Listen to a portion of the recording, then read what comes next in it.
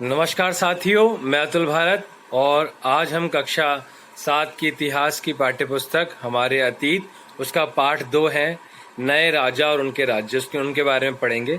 इससे पहले हमने पाठ 1 कंप्लीट कर चुके हैं जो कि हमने 3 वीडियो में किया था और वो हमारे चैनल पे ऑलरेडी अपलोडेड है।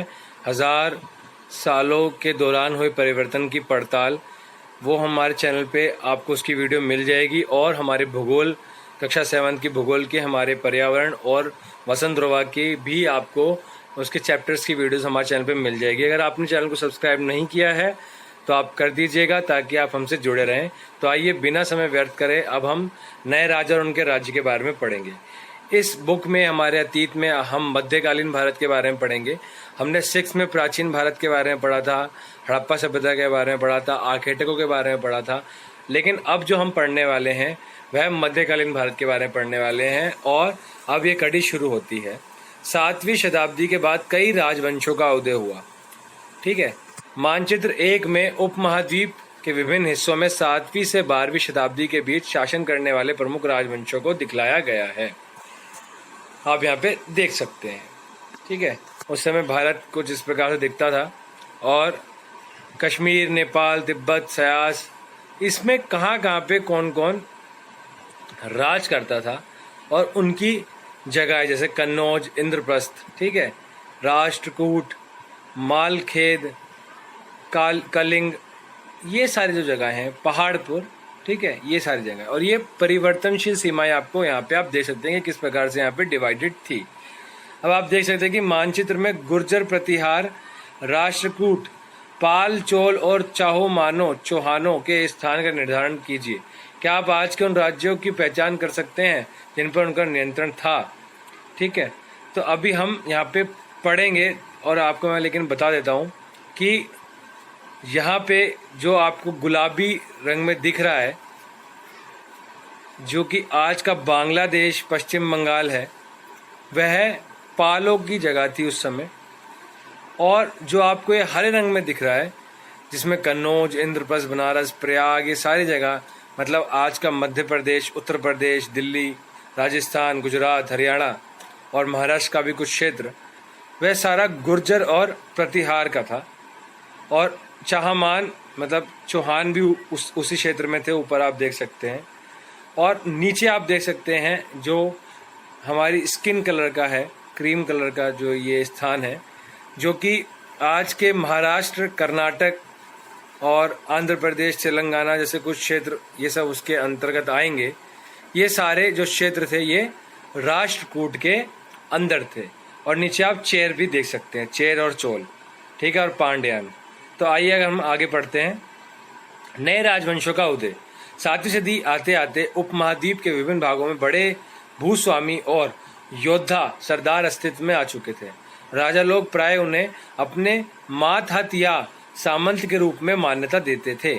उनसे उम्मीद की जाती थी कि वे राजा या स्वामी के लिए उपहार लाएं, उनके दरबार में हाजिरी लगाएं और उन्हें सैन्य सहायता प्रदान करें।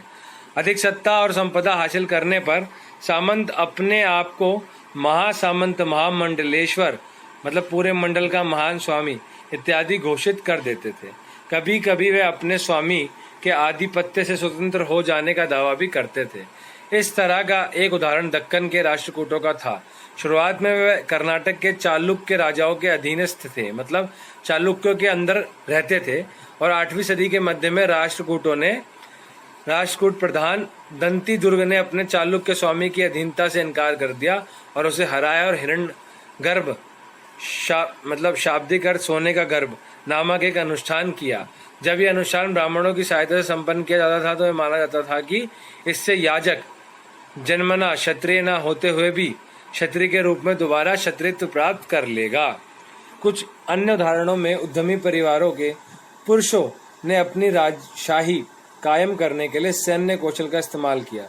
मिसाल के तौर पे कदम्ब, मयूर शरणम और गुर्जर प्रतिहार हरिश्चंद्र ब्राह्मण थे, जिन्होंने अपने परंपरागत पेशे का छोड़कर शस्त्र को अपना लिया और क्रमशः कर्नाटक और राजस्थान में अपना राज्य सफलतापूर्वक स्थापित कर लिया। राज्यों में प्रशासन। इन नए राज्यों में से कईयों ने महाराजाधिराज, राजाओं के राजा त्रिभुवन चक्रवर्तनी, तीनों भुवनों का स्वामी और इसी तरह के अन्य भारी भरकम उपाधियां धारण की। लेकिन इस तरह के दावों के बावजूद वह अपने सामंतों और साथ ही साथ किसान, व्यापारी तथा ब्राह्मणों के संगठनों के साथ अपनी सत्ता की साझेदारी करते थे। इन सभी राज्यों में उत्पादकों अर्थात किसानों, पशुपालक, कारीगर से संसाधन इकट्ठे किए जाते थे। इनको अक्सर अपने उत्पादों का एक हिस्सा त्यागने के लिए मनाया या बाध्य किया जाता था। कभी कभी इस हिस्से को लगान मानकर वसूला जाता था, क्योंकि प्राप्त करने वाला भूस्वामी होने का दावा करता था। राजस्व व्यापारियों से भी लिया जाता था। 400 कर। तमिलनाडु में शासन करने वाले चोल वंश के अभिलेखों में विभिन्न किस्म के करों के लिए 400 से ज्यादा सूचक शब्द मिलते हैं। सबसे अधिक उल्लेखित कर है वेट्टी, जो नकद की बजाय जबरन श्रम के रूप में लिया जाता था, यानी जबरन श्रम, और कदमाई यानी कि भू राजस्व थे।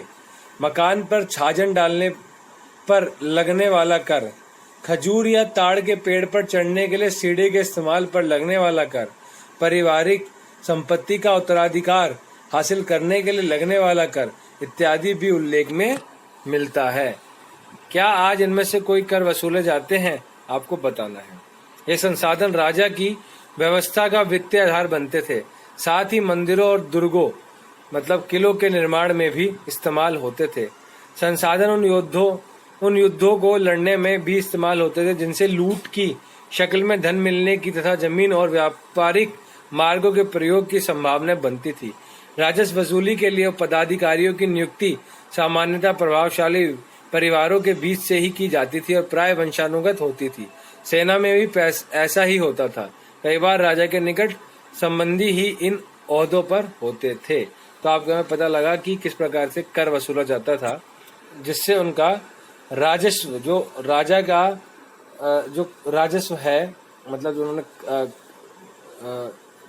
कर वसूल के अपना जो भंडारण है राज्य का, उसको वह भरते थे। इस चित्र में आप देख सकते हैं कि एलोरा की गुफा 15 का भित्ति चित्र, जिसमें विष्णु को नरसिंहार अर्थात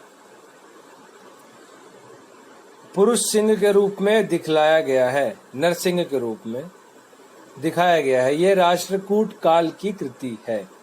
ठीक है। क्या आपके विचार में उस दौर में एक शासक बनने के लिए क्षत्रिय के रूप में पैदा होना महत्वपूर्ण था? आपने यहाँ पे देखा कि वो महत्वपूर्ण था, लेकिन एक अनुष्ठान यज्ञ के द्वारा भी लोग क्षत्रिय बन जाते थे। प्रशस्तियां और भूमि अनुदान। प्रशस्तियों में ऐसे ब्यौरे होते हैं जो शब्दश सत्य नहीं भी हो सकते, लेकिन ये प्रशस्तियां हमें बताती हैं कि शासक खुद को कैसा दर्शाना चाहते थे। मिसाल के लिए शूरवीर, विजय योद्धा के रूप में वे विद्वान ब्राह्मणों द्वारा रची गई थी, जो अक्सर प्रशासन में मदद करते थे। नाग भट्ट की उपलब्धियां। कई शासकों ने प्रशस्तियों ने अपनी उपलब्धियों का बखान किया है, मतलब अपने बारे में बताया है। आपने पिछले साल गुप्त शासक समुद्रगुप्त की प्रशस्ति के बारे में पढ़ा है। संस्कृत में लिखी गई, ग्वालियर मध्य प्रदेश में पाई गई एक प्रशस्ति में प्रतिहार नरेश नाग भट्ट के कामों का वर्णन इस प्रकार किया गया है। आंध्र, सैंधव, सिंध, विदर्भ महाराष्ट्र का एक हिस्सा और कलिंग उड़ीसा का एक हिस्सा के राजा उनके आगे तभी धराशायी हो गए जब वे राजकुमार थे।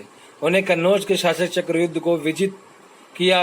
उन्होंने वंग बंगाल का हिस्सा, अनर्थ गुजरात का हिस्सा, मालवा मध्य प्रदेश का हिस्सा, किरात वनवासी, तुरुष्क तुर्क, वत्स मत्स्य दोनों उत्तर भारत के राज्य राजाओं को पराजित किया था। समुद्रगुप्त के बारे में यहाँ पे बात की जा रही है।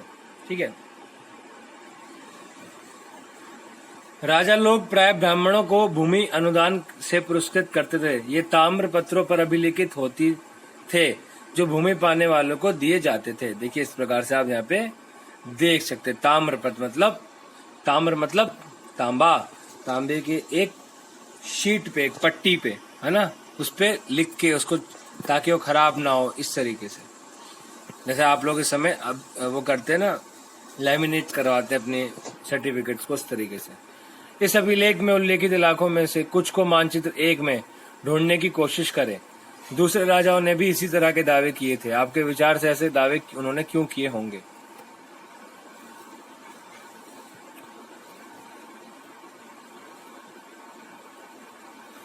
चलिए आगे बढ़ते जी। चित्र 2, यह थोड़ा संस्कृत और थोड़ा तमिल में लिखा हुआ ताम्रपत्रों का एक संग्रह है, जिसमें 9वीं सदी में एक शासक के द्वारा दिए गए भूमि अनुदान का उल्लेख है। जिन कड़ियों में से ये पत्र जुड़े हैं उन पर राजसी मोहर लगी है, जो यह बतलाने के लिए है कि यह एक प्रामाणिक दस्तावेज है। भूमि के साथ क्या क्या किया जाता था। यह चोलों के द्वारा दिए गए एक भूमि अनुदान के तमिल भाग का एक अंश है। हमने मिट्टी के मेड़े बनाकर साथ ही कांटेदार झाड़ियां लगाकर भूमि की सीमाओं को चिन्हित कर दिया है। इस भूमि पर ये चीजें हैं: फलदार वृक्ष, पानी भूमि, बगीचे और फलोद्यान, पेड़, कुएं, खुली जगह, चारागाह, एक गांव, बाम्बी, नहरें, खाइयां, नदियां, दलदली जमीन, हौज, अन्नागार, मछलियों के तालाब, मधुमक्खियों के छत्ते और गहरी झीलें। जिसे भूमि मिलती है वह इससे कर वसूली कर सकता है। वह न्याय अधिकारियों द्वारा जुर्माने के तौर पर लगाए गए कर वसूल सकता है। पान के पत्तों पर लगने वाला कर, बुने हुए कपड़ों पर लगने वाला कर, साथ ही साथ वाहनों पर लगने वाला कर वसूल सकता है। वह पक्की ईंटों के बने ऊपरी माले पर बड़े कमरे बनवा सकता है। बड़े और छोटे कुएं खुदवा सकता है। पेड़ और कांटेदार झाड़ियां लगवा सकता है। जरूरी हो तो सिंचाई के लिए नहर बनवा सकता है। उसे सुनिश्चित करना चाहिए कि पानी बर्बाद न और तटबंधों का निर्माण हो। लेख में सिंचाई के जितने संभव स्रोतों का उल्लेख है उनकी सूची बनाइए और विचार विमर्श कीजिए इनको कैसे इस्तेमाल होगा। ठीक है, ये भूमि के साथ क्या क्या किया, भूमि के साथ क्या क्या दिया जाता था, ये बताया गया है। चोल साम्राज्य में 12वीं शताब्दी में एक बृहद संस्कृत काव्य भी रचा गया, जिसमें कश्मीर पर शासन करने वाला राजाओं का इतिहास दर्ज है। इसे कल्हण नामक एक रचनाकार द्वारा रचा गया था। कल्हण है, ये आप आगे भी पढ़ते रहेंगे, बहुत बड़े रचनाकार थे।